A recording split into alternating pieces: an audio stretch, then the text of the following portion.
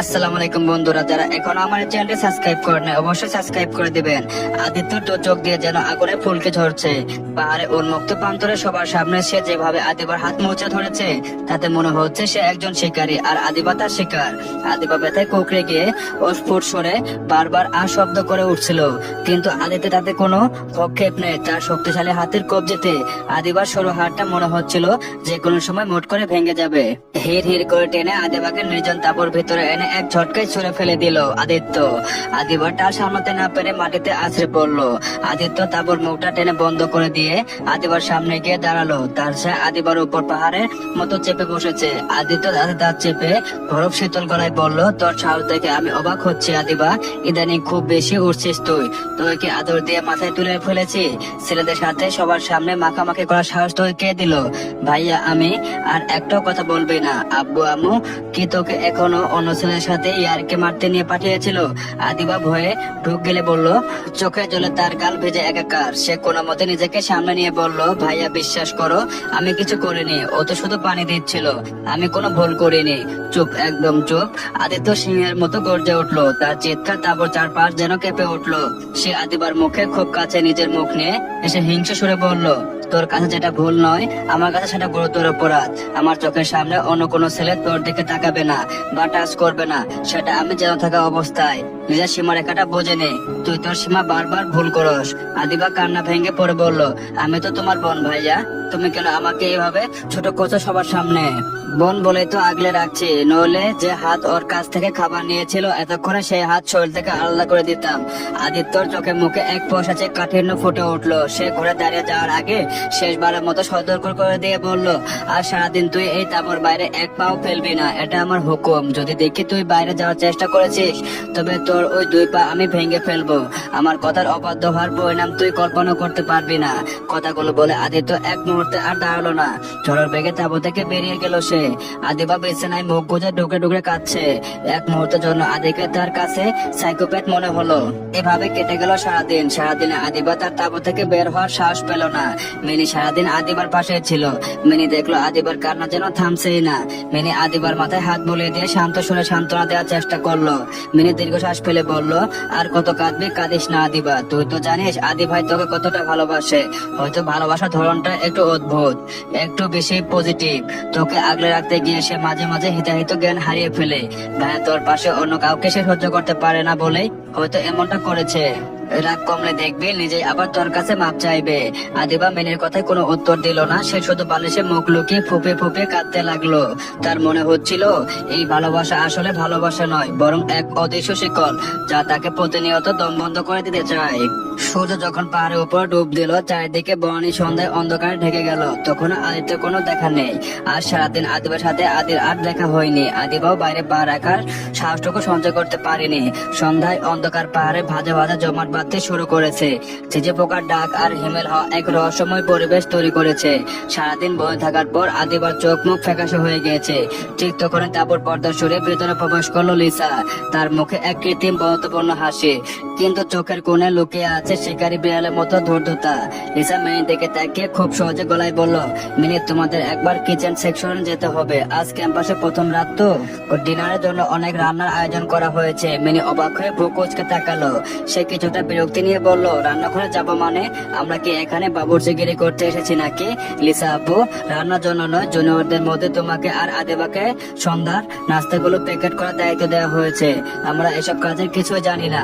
Lisa একটা তাচ্ছিল্য হাসি দিয়ে গলার সুর কিছুটা গম্ভীর করলো, কারণ সে জানে মিনিকে কিভাবে বাগে আনতে হবে।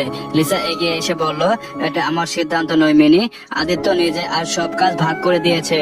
সে চায় সবাই কোনো না কোনো দায়িত্ব পালন করুক। তুমি যদি না যেতে চাও তবে আদিত্যকে গিয়ে বুঝিয়ে বলো। আমি কিছু বলতে পারবো না, তুমি তো জানো ওর কথার উপর কথা বললেও ও কেমন রিয়েক্ট করে। আদিত্যর নাম শোনা মাত্র মিনির প্রতিবাদ করার সাহস কাপড়ের মতো উড়ে গেল। সে ভয়ানক চোখে আদিবার দিকে তাকালো। লিসা সুযোগ বুঝে আবার বলল, আদিবা তুমিও চলো, তোমরা দুজনে মিলে প্যাকেট করলে কাজটা তাড়াতাড়ি হবে। আদিত্য বলল, তুমি সারাদিন রুমে বসে আছো, এখন একটু কাজে হাত দাও। আদিবার কোনো কথা না বলে উঠে দাঁড়ালো। সে ভাবলো কাজ করলে আদির রাগটা যদি একটু কমে। আদিত্য রাগ কমানোর জন্য সে এখনো যে কোনো কিছু করতে রাজি। তাই মিনিকেও ইশারা করলো যাওয়ার জন্য। লিসা তাদের নিয়ে কিচেন সেকশনে গেল। সেখানে অনেকগুলো স্যান্ডউইচ, ফল আর কফি রাখা ছিল। লিসা তাদের বুঝিয়ে দিল কিভাবে সব প্যাক করতে হবে। আদিবা আর মিনি কাজে লেগে পড়লো। তারা এক এক করে নাস্তার প্যাকেট গুলো গুছিয়ে ট্রেতে সাজাতে লাগলো। লিসা তখন কৌশলে আদিত্যর জন্য রাখা কফির মগটা দিয়ে এগিয়ে পড়লো। সবার আড়ালে নিজের ভ্যানিটি ব্যাগ থেকে একটি ছোট ওষুধের শিশি বের করে কয়েক ফোঁটা মিশিয়ে দিল কফিতে। এই ওষুধ শরীরে প্রবেশ করলে মানুষ হিতাহিত জ্ঞান হারিয়ে ফেলে। তার ভিতরে আকাঙ্ক্ষাগুলো তীব্রভাবে মাথাচাড়া দেয়। লিসা মনে মনে হাসলো। আজ রাতে শায়ন যখন ঝাউবনে আদিবাকে নিয়ে নাটক শুরু করবে, তখন আদিবাকে অন্য ছেলের সাথে দেখে আর এই ওষুধের ঘরে আদিত্য নিজের উপর নিয়ন্ত্রণ হারাবে।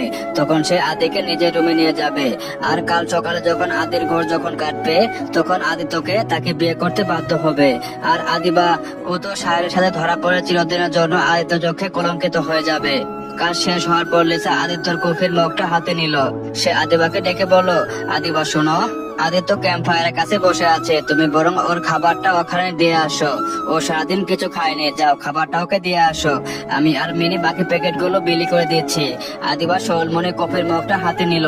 সে জানতো না এই মগের ভেতরে লুকিয়ে আছে তার জীবনের সবচেয়ে ভয়ঙ্কর ঝড়। আদিবা ধীর পায়ে আদিত্যর কাছে গেল। আদিত্য যখন একটা বেঞ্চে বসেছিল, আদিবা দেখে তার শক্ত চোখের চাহনি কিছু নরম হলো, কিন্তু সে তার কঠিন বজায় রাখলো। আদিবা খুব নিচু সুরে বলল, ভাইয়া এই খাবারটা খাও প্লিজ। আদিত্য আদিবার দিকে গভীর এক নজরে তাকালো। তার মনে হলো আদিবা যেন তাকে মায়া দিয়ে বশ করতে চাইছে।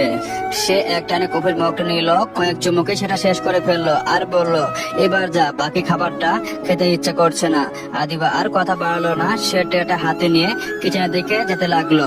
অথচ সে কিংবা আদিত্য কেউ জানে না আদিত্য একমাত্র কফি নয়, বরং নিজের ধ্বংস পান করেছে। আদিত্যকে কফি দিয়ে আদিবা যখন কিচেন সেকশনে ফিরলো, দেখলো মিলি তখনও খাবার প্যাকেট দিয়ে ব্যস্ত। চারিদিকে একটা উৎসবপূর্ণ পরিবেশ।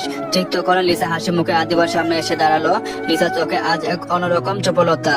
লিসা আদিবার হাত ধরে টেনে বসলো। আদিবা শোনো, যাও চট করে একটা শাড়ি পরে এসো।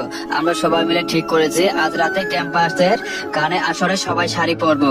আদিবা বেশ অবাক হয়ে বলল, এখন হুট করে শাড়ি পরতে হবে কেন? আমি তো এমন কোনো কথা শুনিনি। আরে বাবা, সবাই মিলে তো প্ল্যানটা করলাম। পাহাড়ি রাত, আগুনের কুণ্ডালি আর নীল শাড়ি বা লাল শাড়িতে সবাইকে কত সুন্দর দেখাবে ভাবো তো। লিসা বেশ উৎসাহ নিয়ে বলল। আদিবা মাথা নেড়ে আপত্তি জানালো, কিন্তু লিসা আপু, আমি তো সাথে কোনো শাড়ি আনিনি। তাছাড়া ভাইয়া যদি দেখে আমি শাড়ি পরে বাইরে ঘুরে বেড়াচ্ছি, তবে রক্ষে থাকবে না। লিসা কোনো অজব বা আপত্তি শুনলো না। সে আদিবাকে পায়ে জোর করে নিজের তাপর দিকে নিয়ে গেল।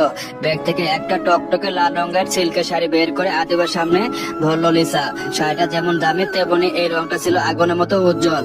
এই নাও, এটা পরো। শাড়িটা আমার খুব প্রিয়, কিন্তু আজ তোমাকে দিচ্ছি, আপত্তি করবে না একদম। শাড়িতে তোমাকে অসম্ভব মিষ্টি লাগবে। আদি তোমাকে শাড়ি পরা দেখলে কিচ্ছু বলবে না, বরং আরো খুশি হবে। তোমার প্রতি রাগটাও কমবে। বলতে বলতে লিসা নিজে আদিবাকে শাড়িটা পরিয়ে দিতে শুরু করলো। আদিবা বারংবার মানা করলো, লিসা জিদের কাছে সে হেরে গেল। লিসা শুধু শাড়ি পরিয়ে ক্ষান্ত হলো না, আদিবা চোখে কাজল আর ঠোঁটে লাল লিপস্টিক লাগিয়ে দিয়ে বলল, দেখো আদিবা, শাড়িতে তোমাকে ঠিক যেন এক স্বপ্ন পরে মতো লাগছে। আদি তো দেখলে চোখ ফেরাতে পারবে না। আদিবা আয়না নিজের প্রতিচ্ছবি দেখে নিজে চমকে গেল। এই সাজে নিজেকে বড্ড অচেনা লাগছে। তবুও থেকে বাইরে এসে সে মিনির খোঁজ করতে লাগলো, কিন্তু কোথাও মিনি দেখে নেই। আদিবা কিছুটা ঘাবড়ে গিয়ে এদিক ওদিক তাকাচ্ছিল। ঠিক তখন লিসা আবার উদয় হলো। লিসা ফিসফিস করে বলল, আদিবা, তোমার ভাইয়া পিছনে ওই নির্জন ঝাউবনে তোমার জন্য অপেক্ষা করছে। সে বলেছে তুমি যেন এখনই ওখানে যাও। আদিবা ভয় পেয়ে বলল, এত রাতে ওই অন্ধকার বনে ভাইয়া কেন ডেকেছে ওখানে?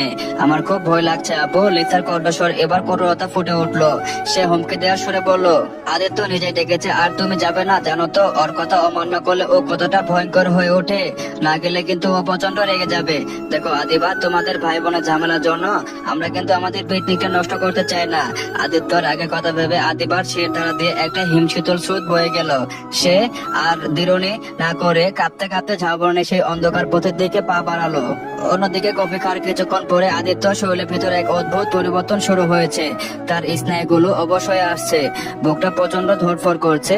সে কোনো মধ্যে টলতে টলতে একটা পাথরের উপর বসলো এবং মিনিকে ইশারে কাছে রাখলো। আদিত্য জড়িয়ে যাওয়া গলায় বলল, মিনি, আমার শরীরটা খুব খারাপ লাগছে, মাথাটা কেন জানি ছেড়ে যাচ্ছে। মিনি আতঙ্কিত হয়ে আদিত্যর কপালে হাত দিয়ে দেখলো তার শরীর যেন আগুনের মতো তপ্ত। সে দ্রুত এক গ্লাস পানি নিয়ে এসে আদিত্যর দিকে বাড়িয়ে দিল।